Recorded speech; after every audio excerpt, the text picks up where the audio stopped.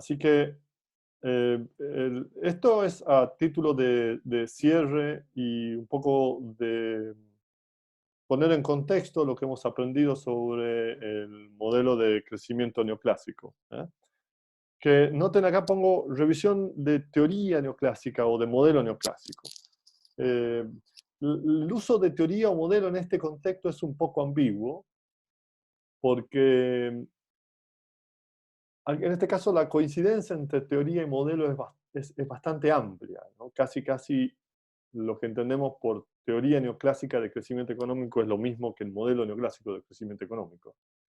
Entonces, en teoría de crecimiento hay un poco de ambigüedad en eso. Se confunde la idea de teoría con modelo. En general nosotros pensamos que una teoría tiene un conjunto de modelos. ¿Sí? Pero bueno, en este caso esto es un poquito ambiguo, valga la aclaración. Y yo creo que para hacer el cierre del concepto del mundo neoclásico, que es muy importante, eh, me parece importante poner un poquito de contexto histórico, ¿no? Y yo me pongo desde el año 36, ¿no? Desde el, esto que se conoce como el, esto que se conoce como el modelo de Harrow y Domar, ¿sí? Am, que el modelo de Harrow y Domar, piensen, este es casi como el punto de partida de la teoría neoclásica, de la teoría de crecimiento económico, perdón. Y el origen del modelo de Harrow y Domar es allá por el año 36, y tiene que ver con la teoría keynesiana, digamos. Ustedes piensen, el libro de Keynes es del año 36, de la teoría general del dinero. Y recuerden que la teoría de Keynes lo que hace es enfatiza el rol de la demanda agregada, ¿no? La demanda agregada que está compuesto por consumo, inversión y gasto de gobierno, más saldos de exportaciones netas. Entonces, la teoría de Keynes es una teoría de corto plazo, es una teoría que sirve para atender a la economía en lo que ocurre en el corto plazo. Y entonces, lo que dice Harrow y Domar es, miren, pero quizás esta cosa que para corto plazo también tiene efecto, quizás para el largo plazo también tenga efecto. Y entonces, quizás esta componente de la demanda agregada, ¿no?, también tiene efecto sobre el largo plazo. Y entonces el canal de ese efecto es a través de el incremento que genera en la inversión y el efecto que produce la inversión en el largo plazo. No solamente sobre la demanda agregada efectiva, que era la lógica keynesiana, sino que dicen que la inversión también genera efectos de largo plazo a través del capital. Y entonces eso es el trabajo de Domar y Harrow, digamos, del 36, que es de alguna manera revisado o cambiado los supuestos en el 56 con la aparición del modelo neoclásico, que es el paper famoso de Solow, que ya lo hemos estudiado. Entonces, luego, allá por el 80, comienza esto que se conoce como la nueva teoría del crecimiento económico, y allí comenzamos con una serie de modelos que tienen una caracterización del crecimiento económico que ya la vamos a ver más adelante. Pero de alguna manera uno puede pensar en la historia del pensamiento económico del crecimiento, de la teoría del crecimiento, en estas tres fases. O por lo menos estas son tres fases que son funcionales a la teoría que estamos nosotros desarrollando. Entonces está muy bien hacer una pequeña revisión del modelo de Harrow y Domar. Entonces, el supuesto clave que hacen los autores, vamos a hacer muy rápido, pero el supuesto clave que hacen los autores es que la relación entre el capital físico y el producto es constante, ¿no? Y es igual a eta, esa letra que está ahí, ¿no? Entonces es constante. Y esto es un supuesto muy importante, porque eso se traduce en que la relación entre el capital y el producto está dado por eta. Entonces, esa relación constante lo que me permite es, sobre la ecuación dinámica de capital, que hasta acá fíjense que volvemos a la ecuación dinámica de capital, muy parecida a la que vimos con el modelo de Solow. Si yo sustituyo lo que acabamos de decir en la ecuación dinámica, lo que obtengo es, miren, en lugar de este kt que está acá, obtengo b de it más 1, o eta de it más 1. Y entonces sustituyo kt por eta y t, y la inversión bruta, que es i, ¿no? Es igual a, bajo el supuesto de que la inversión es igual al ahorro, ¿no es cierto? Entonces el ahorro es una tasa, una proporción de lo que se produce. Entonces eso lo puedo sustituir acá. Y entonces, asumiendo que la tasa de depreciación es eta, perdón, es delta, lo que podemos expresar esta ecuación, así como está expresada aquí, fíjense que lo único que hacemos es un poco de álgebra, ¿no? Y entonces, reordenando un poco los términos, obtengo, o los autores obtienen, que la tasa de crecimiento del producto agregado es igual, acá está definido por toda esta ecuación, pero es igual a la tasa de ahorro partido en eta, que recuerden que es la proporción fija de capital y producto, menos la tasa de depreciación. Entonces, con un montón de características adicionales, Harrow y Thomas son dos papers diferentes que tienen sutilezas diferentes, pero acá tenemos la conclusión importante del paper. Y noten que esto es la tasa de crecimiento de la economía está determinado por estas dos componentes. Y noten que es importante que, en primer lugar, la tasa de crecimiento, ¿ah?, puede ser positiva en el largo plazo sin necesidad de tecnología, solamente con la tasa de ahorro. Fíjense que si la tasa de ahorro es suficientemente alta, ¿no?, de manera que sea mayor que el término este negativo, la tasa de crecimiento de la economía es positiva, ¿no? De hecho, cuando aumenta la tasa de ahorro, la economía puede tener una tasa de crecimiento mayor. Entonces piensen, si yo necesito, con el modelo de Harrow y Domar, si yo necesito eh, hacer que la economía crezca, lo que hago es aumento la tasa de ahorro.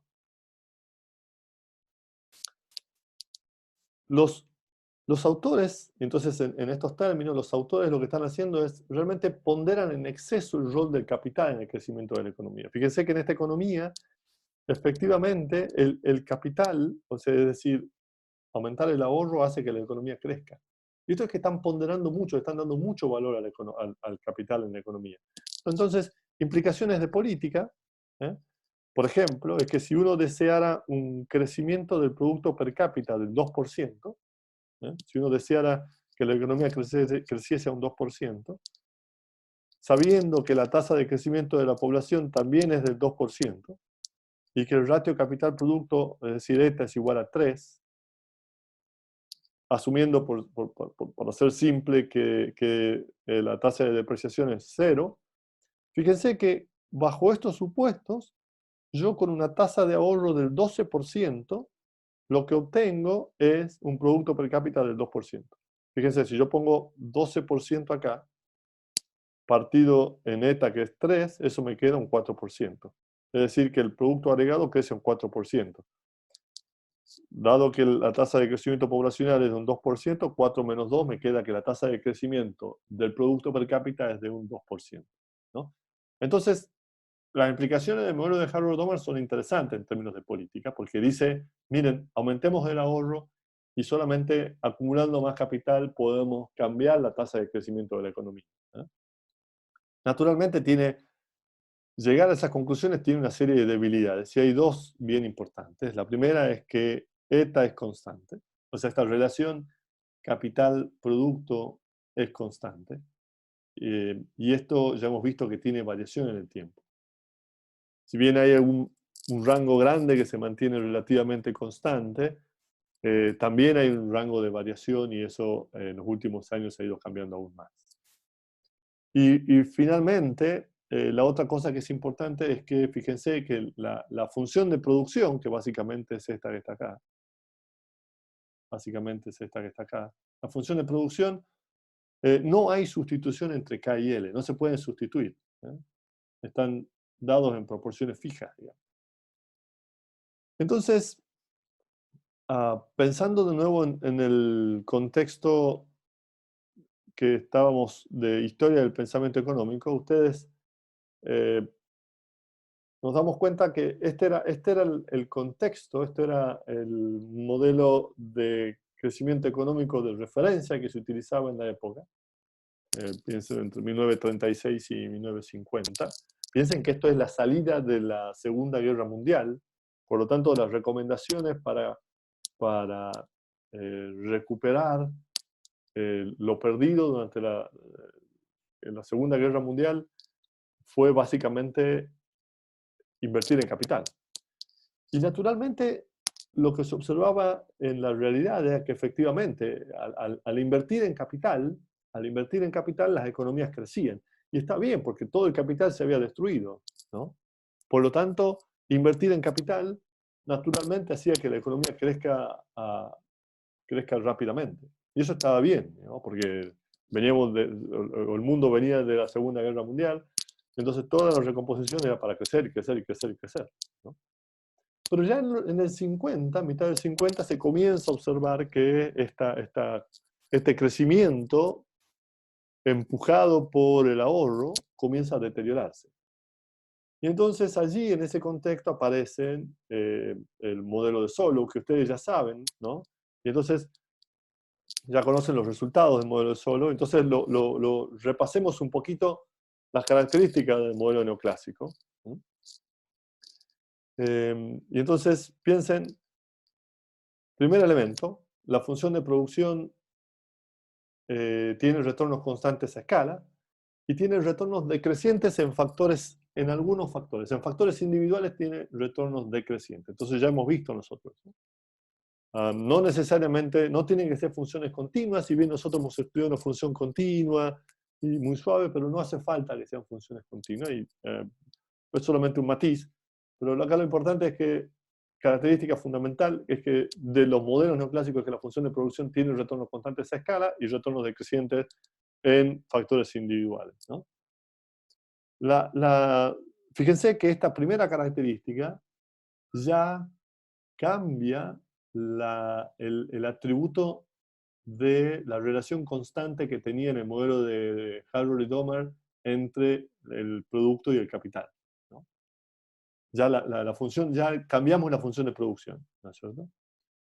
La segunda característica de los modelos neoclásicos con respecto a los modelos, a la forma de modelar las economías en crecimiento previa, es que ahora es posible hablar de un solo tipo de capital. Entonces, cuando nosotros hablamos de los modelos neoclásicos, hablamos de un capital.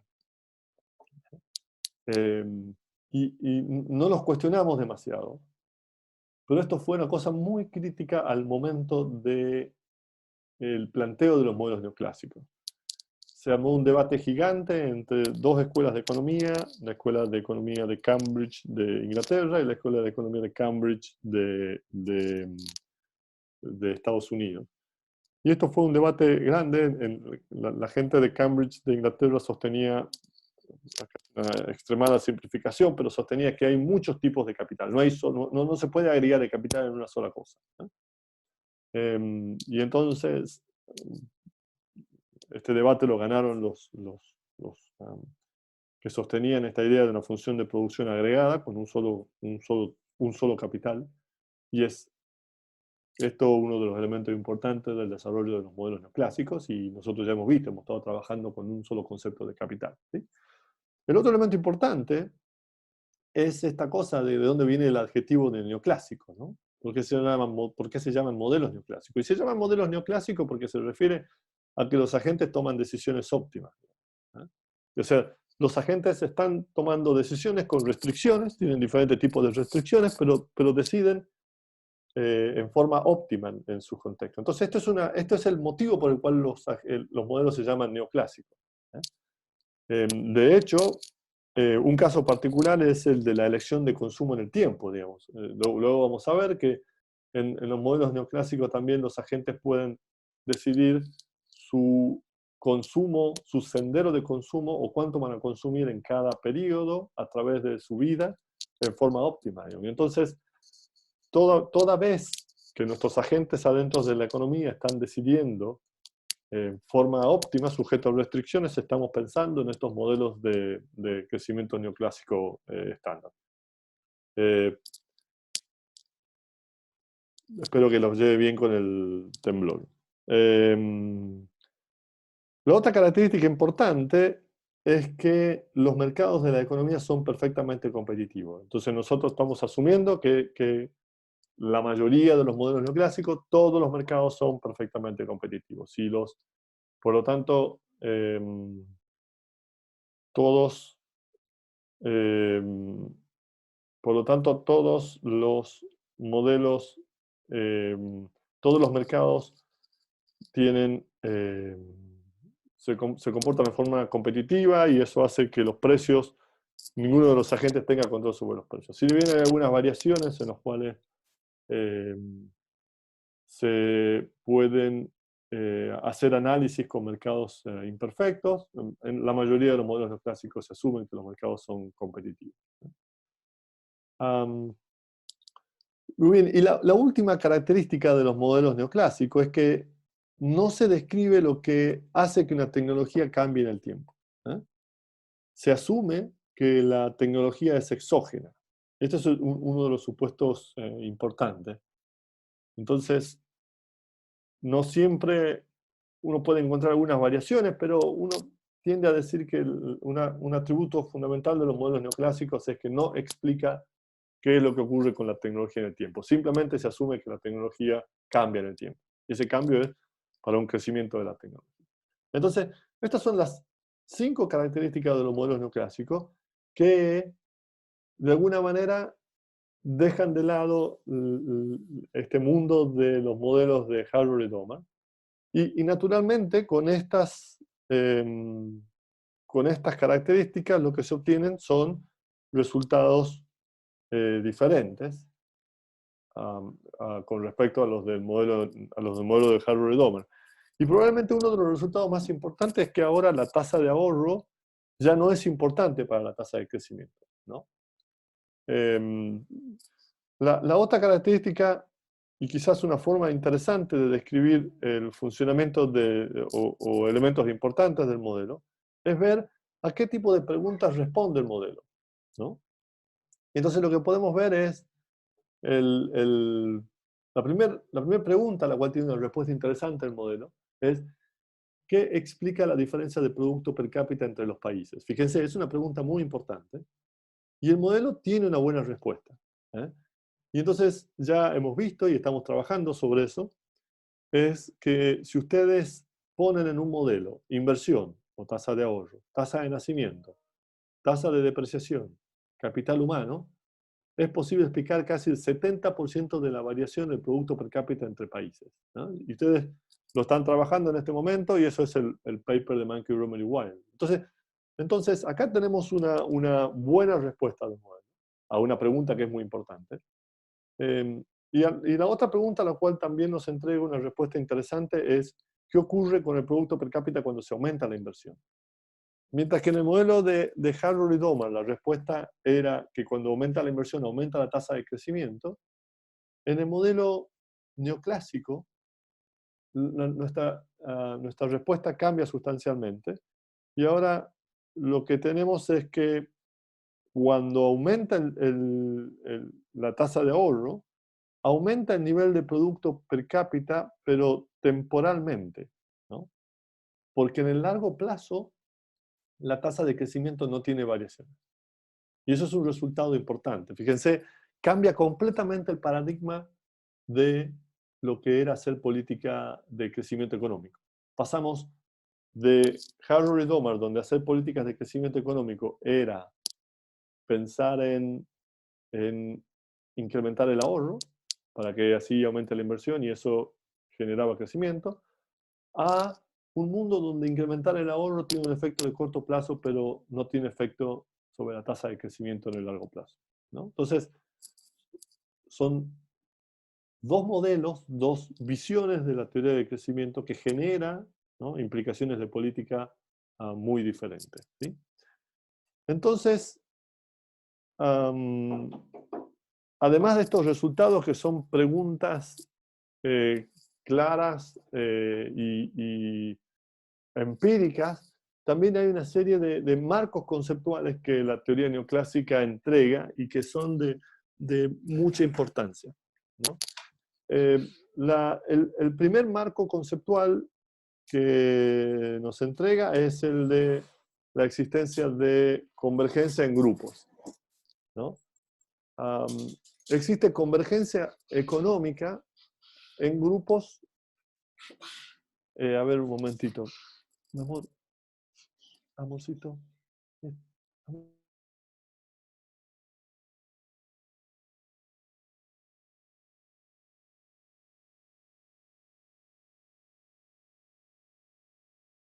Bueno, chicos, acá volviendo, estoy con una hija que quiere atención de su papá un ratito.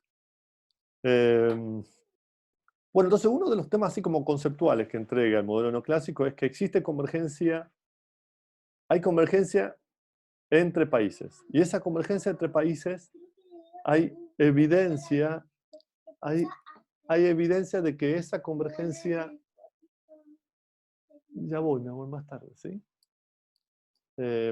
Hay evidencia de que esa convergencia es de a grupos, o sea, los países hay grupos de convergencia, no es una convergencia, no todos convergen en un mismo contexto, pero esto era un resultado, es una predicción importante del modelo de Solow, porque piense que en el modelo de Harrow y Doman no, no existe convergencia, mientras que acá sí, y efectivamente lo que uno ve en los análisis empíricos es que hay convergencia. Hay una convergencia condicionada, porque hay convergencia de a grupos, pero hay convergencia. Y esto proviene del marco conceptual que entrega el modelo neoclásico, ¿sí?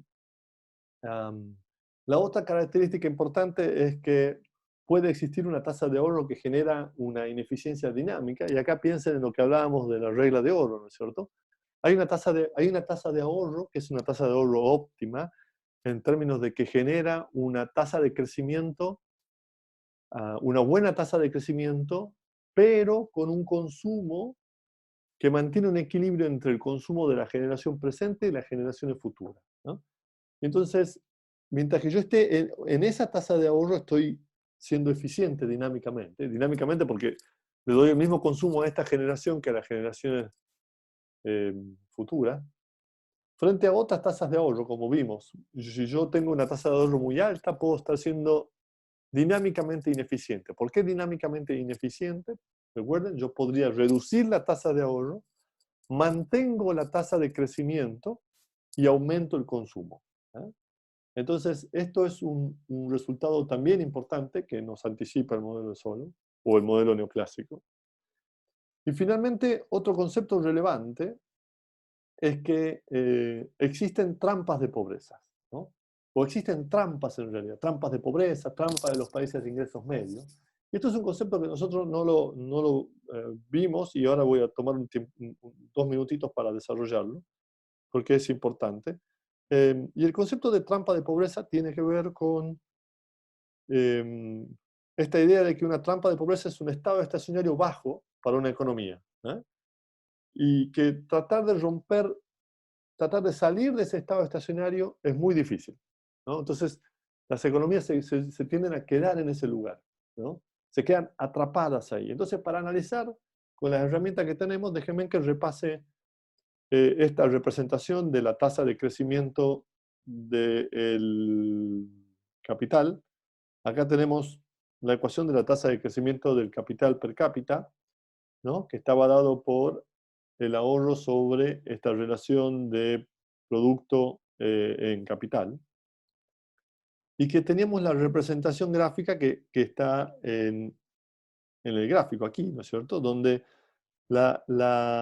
tenemos el valor de estado estacionario, el capital de estado estacionario, era este K estrella, y que estaba determinado por el punto donde se junta la línea que representa la depreciación con esta línea que es la inversión bruta, ¿no es cierto? Entonces, mientras estuviéramos a la izquierda del capital, del capital per cápita de estado estacionario, la tasa de crecimiento es positiva, ¿no es cierto? ¿Y cuál es la tasa de crecimiento? Es la diferencia que existe acá, ¿no es cierto?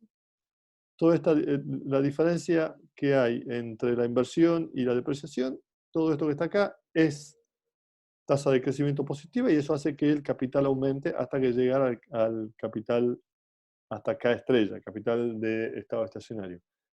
Y nos pasa lo mismo si estuviéramos en un stock de capital mayor que el stock de estado estacionario. Si nosotros tuviéramos con mayor capital, lo que va a ocurrir es que la tasa de crecimiento es negativa, por lo tanto, el capital tiende a decrecer, ¿no? Y entonces, esto ya lo hemos analizado, y esto es el motivo por el cual tendemos a movernos hacia el capital de estado estacionario K estrella. Entonces, si nosotros tenemos una pequeña variación sobre la forma de la curva de inversión, que es esta curva que está acá, y entonces, déjenme que les presente esta. Fíjense lo que ocurre en esta variación que tenemos acá. Ahora, por un lado, tenemos un capital per cápita de estado estacionario bajo y un capital per cápita de estado estacionario alto. Entonces piensen, las economías que están en capital per cápita de estacionario bajo, supónganse que estando en el capital per cápita de estado estacionario bajo, deciden invertir más. Entonces, tratan de hacer, tratan de incrementar el capital para llegar al capital, al siguiente estado estacionario, a este, y cuando aumentan, pasan a este valor. Pero en este valor nosotros ya hemos visto que lo que va a ocurrir es que la tasa de crecimiento es negativa, por lo tanto lo que va a pasar es que el capital per cápita se va a reducir y va a volver a su estado estacionario más bajo, que es el de estado estacionario de capital per cápita bajo. Entonces, lo que vemos es que la economía está atrapada. Aunque haga un esfuerzo por salir, ¿no? Siempre vuelve. Y entonces está en esta trampa de pobreza. Lo mismo le pasa a una economía que esté en este estado estacionario. La economía que está en ese estado estacionario tiende a estar de alguna manera atrapada en un buen estado estacionario y entonces se queda en ese estado estacionario. Pero nuestro problema es con estas que están abajo y que están en esa trampa de pobreza, ¿no? Y entonces, esto es otro resultado que también se predice desde el modelo, resultado conceptual que se puede observar desde el modelo de Solow y que es importante tenerse en cuenta, esta idea de trampas de pobreza, ¿no? Que afectan a la expansión de las economías y limitan su crecimiento. Entonces, estos son los tres resultados, así como conceptuales, que quiero enfatizarles del modelo neoclásico. Y entonces, aquí estamos de nuevo en este contexto eh, de pensamiento económico de modelos de crecimiento, ¿no? Entonces, recuerden los modelos de Domar y Harrod y Domar, ¿no? Con sus resultados y sus implicaciones, y cómo son alterados desde los modelos neoclásicos y obteniendo nuevos resultados para eso. Entonces, si nosotros revisamos las características de los modelos, un poco lo que destacábamos anteriormente, yo quiero ahora puntualizar que cuando hablamos de la decisión de los agentes, en la versión más simple del modelo de Solow, la tasa de ahorro decimos que es exógena, ¿no? Recuerden que nosotros asumimos que S está dado, ¿no? Y entonces, una de las variaciones del modelo neoclásico es esto que llamamos esto que llamamos endogeneizar la tasa de ahorro, la decisión de la tasa de ahorro. Y eso lo hace el modelo de Cass, Koopman y Ramsey, ¿no? Que son estos tres autores que hicieron por separado, propusieron el modelo parecido. Em, que todos ustedes ya han visto este modelo. Todos han hecho ya el curso con el profesor Calfocura, así que todos han visto una rápida síntesis de este modelo. Pero de todas maneras, ustedes los van a encontrar una descripción mejor, una buena descripción que ya está subida a la página web, está en forma de un pequeño curso con muchos videos que yo les pido por favor para el jueves que los tomen. Eso deben ser como unos 40 minutos de videos. Está separado en temas para que lo vayan viendo, así que por favor repásenlo. Y lo que vamos a hacer ahora es enfocarnos en un tema que es importante para comprender la elección de consumo en el tiempo, que es la idea de sustitución intertemporal, y de esta manera concretar lo que habíamos ya comenzado en la presentación anterior.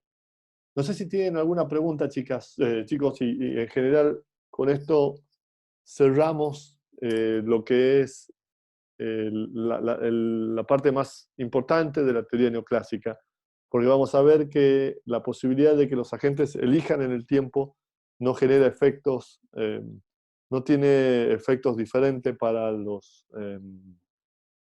en términos de los resultados que anticipa el modelo neoclásico, ¿no?